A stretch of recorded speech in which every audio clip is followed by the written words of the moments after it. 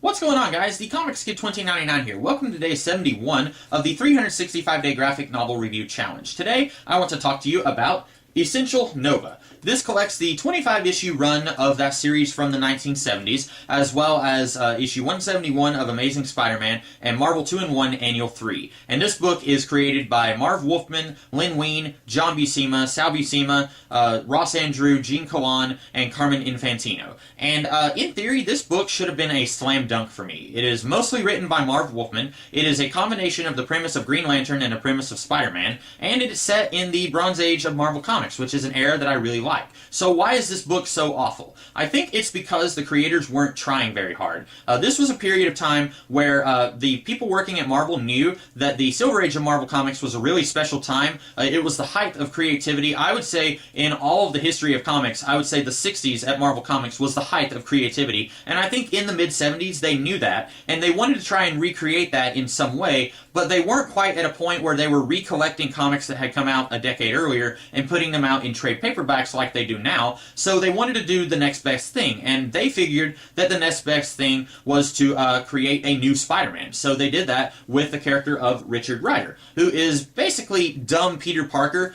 He is similar to Peter Parker in that he has normal human problems that an average ordinary Joe would have in New York City in the mid-70s. And that's something that Steve Ditko and Stan Lee really wanted to do with Spider-Man when they were first creating the character. They wanted him to have ordinary human problems that us mere mortals would have. They didn't want him to be this demigod who comes down to Earth and has superhuman adventures like previous superheroes did. So that's the similarities that Richard Rider has with Peter Parker. But instead of being a super genius like Peter, Richard Rider is just a dumb kid who can barely pass any of his classes even before he has superhero powers. And it's kind of like Green Lantern, because this space cop comes down and bestows the Nova armor on Richard Rider, and then he has superpowers and superhuman adventures on Earth. And like I said, this series is not very good. None of the characters are very well thought out. Richard Rider, who is basically just a slightly updated version of Peter Parker, is the most interesting character in this series. None of the supporting characters are very interesting at all. One of Richard's friends that he goes to high school with is a painfully stereotypical representation of a Jewish kid in the 1970s. If you were ever wondering why none of these supporting characters ever showed up again in future versions of the Nova series, it's because they weren't very good characters. None of the villains are very interesting either. The first few issues are just really bad, and there are issues that will end with a villain just pulling some random superpower out of their butt because they needed to go ahead and wrap up the issue because it was time for the issue to end. And I am a huge proponent of having an issue stand on its own and not having it drag on endlessly. I really don't like decompression. I don't like coming into a comic book and not knowing what the heck is going on because I haven't read earlier comic books. I really like being able to read a comic book and being able to understand what's going on in that comic without having to do homework by reading earlier comic books. And so you would think that coming into this series and watching them actually try to have these comics stand on their own without needing previous issues to read and understand what's going on, you would think that that would make this series have a point in its favor. But I think they were actually trying to rush things too much in those early issues, and they were trying to